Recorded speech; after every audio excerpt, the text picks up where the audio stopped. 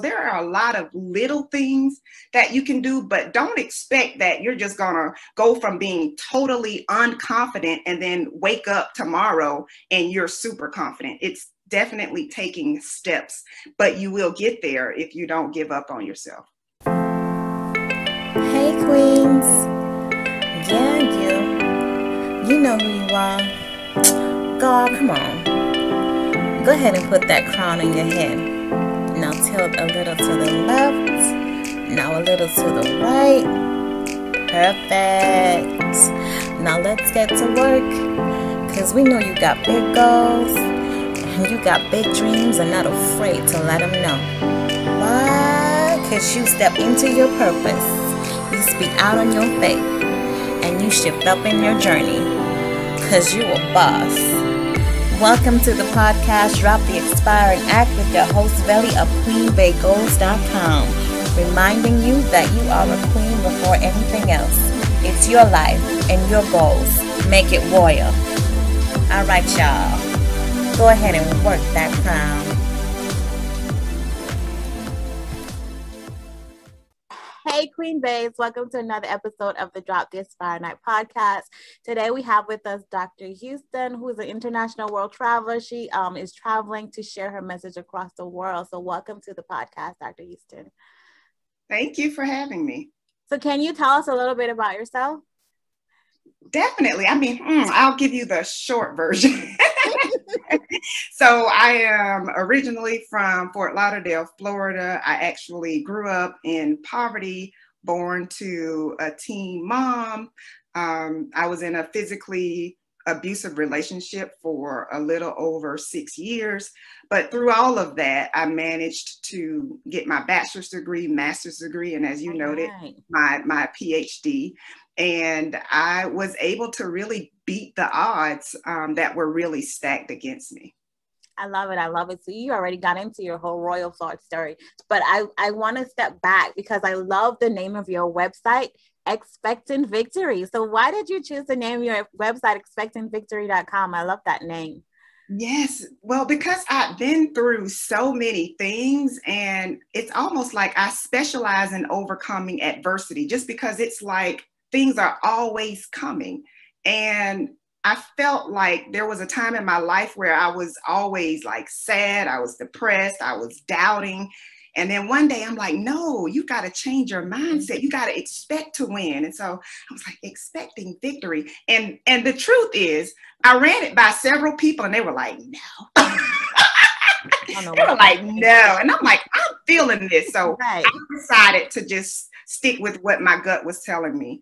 But yeah, that's my mantra. I'm always expecting victory. No matter what it looks like, I'm expecting victory. I love it. And your gut was right, because I love it. I'm like, this is it right here.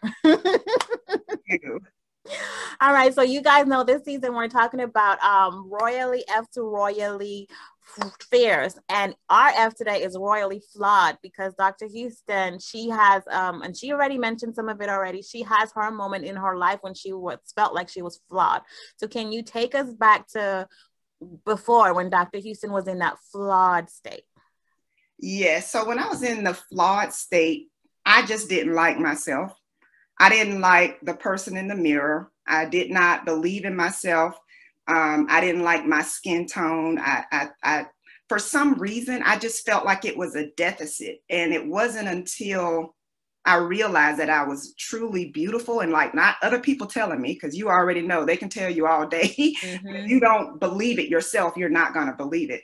And so it really took me getting aligned with who my Father in heaven believes that I am. And so when I got aligned with that, that's when I really started believing in myself. The other thing that helped me along my journey was becoming a mom, because I realized that, okay, I've got a daughter, and I don't want her to have these same struggles. I don't want her to have these same doubts. I don't want her to look in the mirror and say, why was I made this way? I mean, I didn't like my hips. I would find something wrong with me. I would just tear myself apart. And it led to me dressing provocatively, just doing all kind of crazy stuff that I will not get into unless you ask. But I made some really, really poor decisions all based upon how I felt about myself. And I really believe that that is when my life changed. Even, you know, going to school, earning degrees, making money. But if you don't get your self-belief aligned, then things are not going to work out as well as they could. When do you think you made that shift? Like, what do you think shifted that you were like, okay, I don't need to do that anymore. I'm going to do this for myself. What do you think shifted for you? Yeah, it was definitely first getting out of a physically abusive relationship.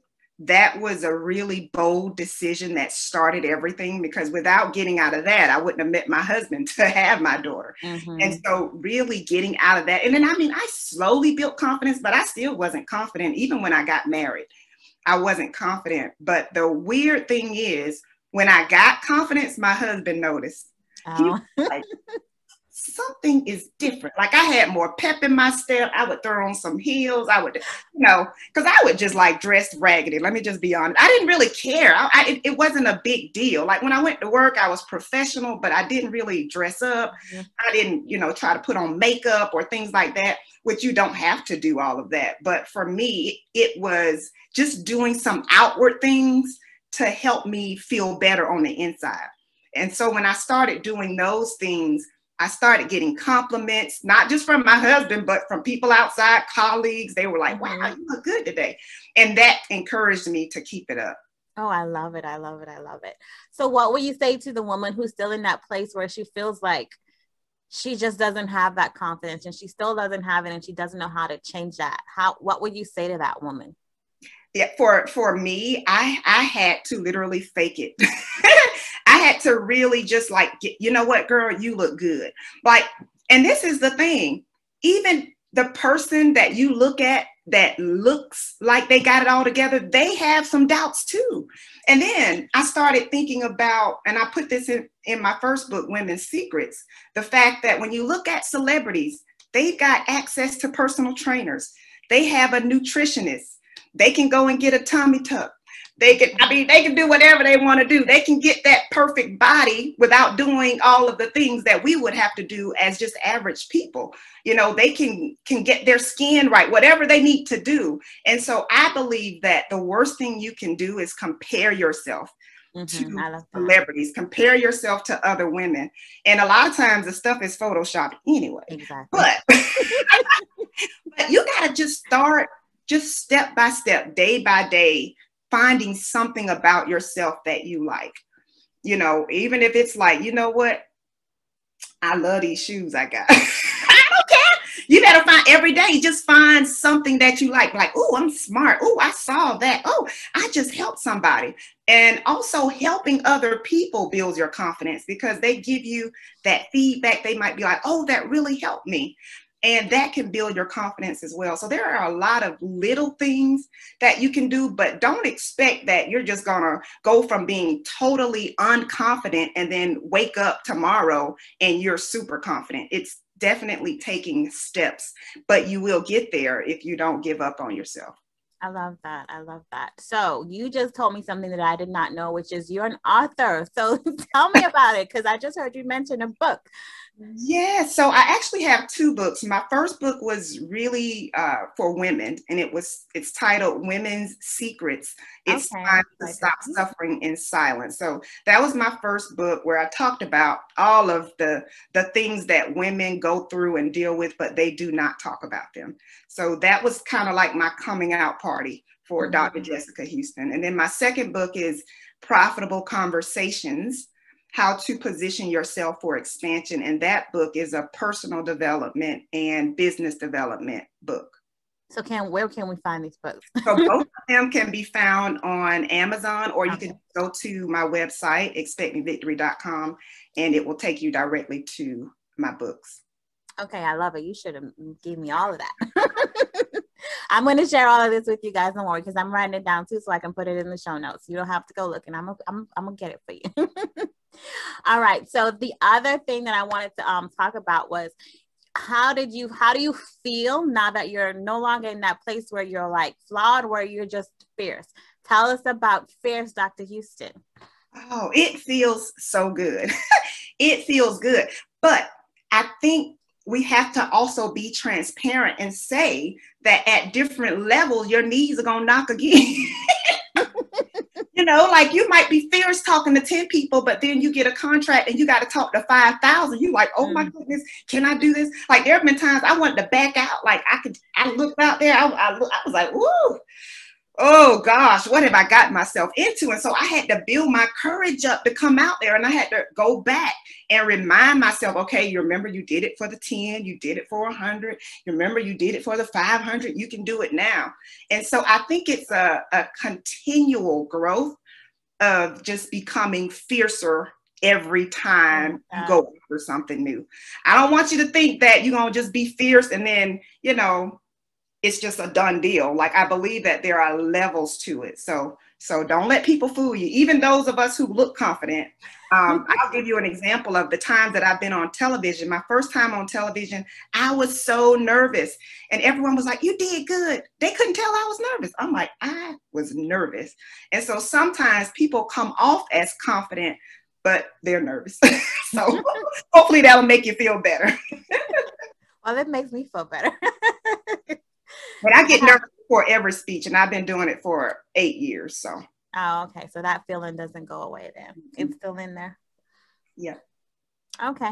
I love it. So I love, you said, and then I'm going back to the beginning again. You said, because we always have to talk about the aspiring act.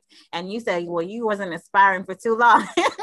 And I love that because a couple of my guests have actually said, you know, they didn't take long. But you said what you realized was you started with the idea of writing the book and you realized that you needed to create a platform. Yes. So tell me how you came to that realization after you said, okay, I'm thinking about a book, but no, I need to build this platform. So I am a researcher at heart. So when it was time to write a book, I started buying books about how to write a book. Mm-hmm. And in my reading and my research, I joined a mastermind. Like I just dived in. I did everything. I went and got my coaching certification. So when I started reading, everything I read said, writing the book is the easiest part. And I'm like, that can't be. But it was. It only took me 4 months to write the book. Oh, the part that you really want to focus on is how are you going to sell it? How are you going to get it into people's hands? And what I realized is that speaking was the easiest way to get my books into people's hands, because whenever I do events, I could bring 20, 30, 50 books with me and sell all of them. And so that is really the way that you can get your books into the hands of the books, products, courses, coaching, whatever. For me, speaking was that avenue. And so doing that research showed me that you need to have a website. You need to be on social media. Those were things that I wasn't thinking of. It was just like, I know I'm supposed to write a book. I'm going to write the book. I didn't realize that I needed to do so much more beyond just write the book. And then when you talk about the cover and the design and right. the other stuff, it's even more than that. So yeah. I love it. I love it. So you guys, you see, she said she was a researcher, but you know what she did? She stopped and then she got up there and she started to do the work. So that's what I have to remind you guys. We have to at some point get out of that research mode and then go do that work. So I love your aspiring act story. So where can our guests find more of you? Where can we find out all of these things and get in touch with you? Definitely. And I love that point that you made about being a researcher, because a lot of people get stuck in research and a lot of people get stuck in learning. And the thing is, you've got to learn and implement what you're learning. I mean, it makes no sense to say what you're going to do, but you're always finna, as we say in the South, I'm finna do it. No, you need to go on and do something. So just keep that in mind. I think that was a great tip that you shared with your audience. But they can find me at expectingvictory.com, which is my website. I'm on Instagram at Dr. Jess Houston, and Twitter, I'm on LinkedIn at Dr. Jessica Houston. So just about anywhere. If you Google Dr. Jessica Houston, a lot will come up, and you can just connect with me via social media if you like. And she has a freebie, you guys, that I think you guys should check out. So tell us about this freebie that you're sharing with my audience today. Yes, it's titled The Ultimate Breakthrough Strategy. So, this sounds like a good freebie for them because it actually teaches you how to break through. I cover mindset and then I share specific habits that you need in place and specific strategies that will help you to break through.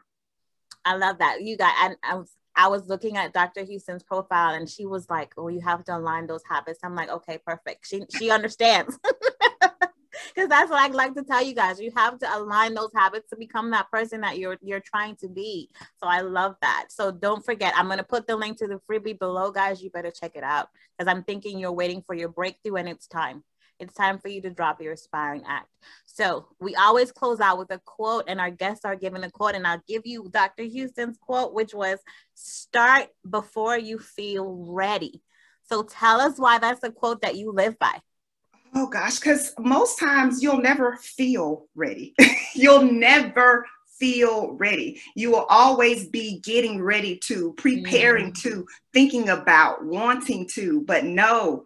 The key is to start. And even if you start and you make a mistake, you can learn from that mistake and then you can improve as you go. But at the end of the day, you have to start. I love that. That's a good point for us to end on. You got to start. All right. So start by going down in the show notes, grabbing all those links and going to check out that freebie, you guys. All right. So make sure you come back for more episodes of the Drop the Aspiring podcast. Dr. Houston, thank you for coming on there with me today. Thank you so much for having me. All right, you guys. So see you in the next episode.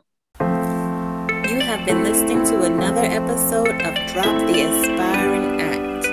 If you're looking for more information on this podcast and other episodes, please visit queenbaygoals.com. That's QUEENBAYGOALS.com.